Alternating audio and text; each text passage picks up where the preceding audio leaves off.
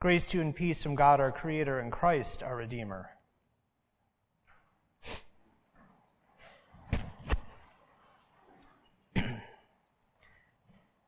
I was homeschooled in high school. It was a decision my parents came to after the very first school shooting in Columbine, a tragedy that has been repeated with terrifying frequency in the years and decades that have passed since then. It was a decision I was fine with, but one that had an unintended side effect.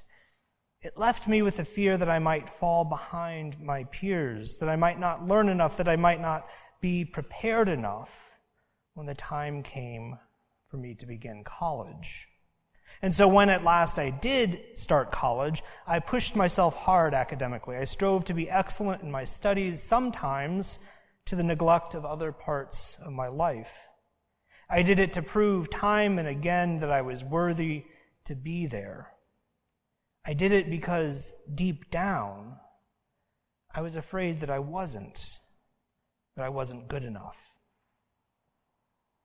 Years later, in a church that I was serving at the time, I had a youth member of the congregation in whom I could recognize a similar impulse to exceed academically. She placed herself under immense pressure to excel in her coursework and extracurricular activities alike, to the point that it was adversely affecting her health. Her mother confided once that nothing would make her happier than if the school were to call one day to report that her daughter had played hooky and skipped classes. I did my best to support this youth, and I knew that when I was her age, there was little that anyone could have said or done to deter me from my single-minded focus.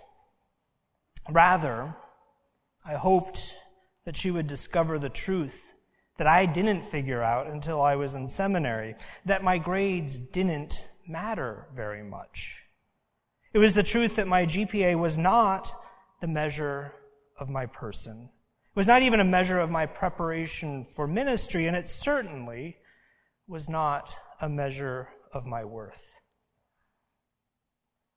I'm hardly the first person to ever try and prove their own worth. People do it all the time.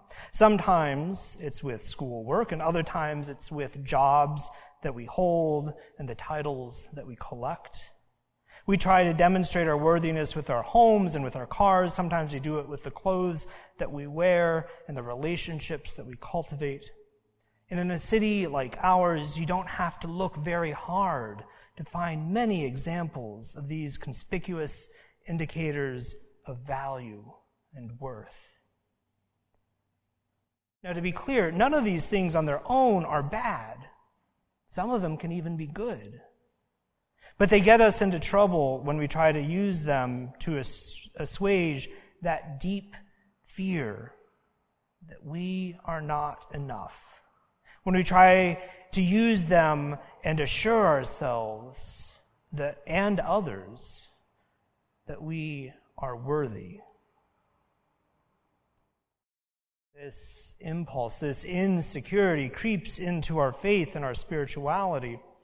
If I pray enough, if I am righteous enough, if I am devoted enough, then I will be worthy of God.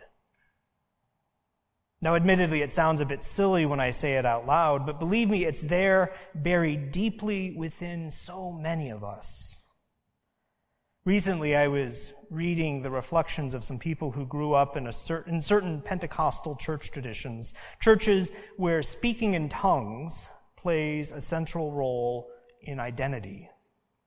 These people shared stories of the immense pressure that they felt to be able to speak in tongues and so prove that they had received the gift of the Spirit to themselves and to their family and to their church community. They wrote of church members and family praying for them to receive the gift. They spoke of the shame that they felt when they were passed over for leadership positions and sometimes even jobs within their churches because they could not speak in tongues. Finally, Many of them shared the advice they eventually received from a trusted mentor or a family member to simply fake it. This is an extreme example, admittedly, but that same fear, that same insecurity is at work in so many of us. It betrays itself in our words and our actions. If you've ever told yourself or someone else to pray harder, then you have glimpsed it. If you've ever caught yourself evaluating whether someone is a good person based on whether they go to church, then you have seen that fear. And if you've ever felt guilt or shame because you don't think that your spiritual practice is rigorous enough, then you know of which I speak. I was in a room full of clergy once, and the topic of personal prayer practice came up. I don't know how clergy can survive if they don't say the daily office is a part of their spiritual practice, one of the priests said. My friends, let me tell you, that room shut down. Looking at the faces of my colleagues, I could see the shame and the fear of inadequacy behind so many eyes. The conversation ground to a halt. Yet so many of us fall prey to this fear and insecurity, especially clergy, but none of it is true. Speaking in tongues is not a measure of our worthiness. The eloquence and the regularity of our prayers is not a measure of our value, and the words of morning prayer are not a measure of our effectiveness in ministry or faith. None of these external signs of value and worth are true because no matter how many of them we collect, whether secular or spiritual, they will never be enough. They are not enough because deep down we know the places within ourselves where we are broken and in need of healing. And no GPA, no matter how good it is, can change that. And deep down we know the places where we fall short, and no amount of devotion to the daily offices will change that. And Jesus said, "When you come to the great banquet table, do not exalt yourself, for it will be for naught. Rather, come as yourself and take your place without pretense, so that the banquet host may raise you up and make you worthy." In a world that demands that we prove continuously our value and our worth, Jesus' words are radical. Come with your wounds, come with your suffering and your fears, come with your broken places and discover the healing and the wholeness that God offers to you freely.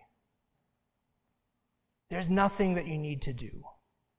Indeed, there's nothing that you can do. Come just as you are, so that you might at last discover that you are enough. You are enough not because you have earned it or because you have proven yourself worthy. You are enough because God is enough. That is what it means to live in grace. This is the secret of grace. You are enough because God is enough.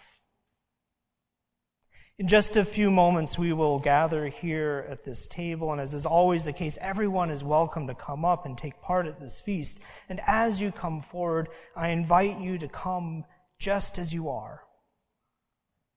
Discover for yourself the healing and the wholeness that God gives freely. Taste with your own lips the radical grace that God offers to all people. We talk about radical hospitality here at St. Faith's, and we put a lot of thought and effort into being an open and a welcoming community. But it would be a mistake to think that radical hospitality is about being kind and friendly, or to think that it is a church growth strategy. No, at the heart of radical hospitality is radical grace. The very same radical grace that we encounter every week at the altar table. The same radical grace that transforms and heals and makes whole. Once we have found that grace, once we have experienced it for ourselves, the only thing that we can do is carry it from here into the world. The only thing we can do is offer it freely to others in the same way that it was so freely offered to us. You are enough, each and every one of you, because God is enough. And God is enough for the whole world. God's grace is given freely to the whole world. And God's table is always bigger. And there is a place for you there. Amen.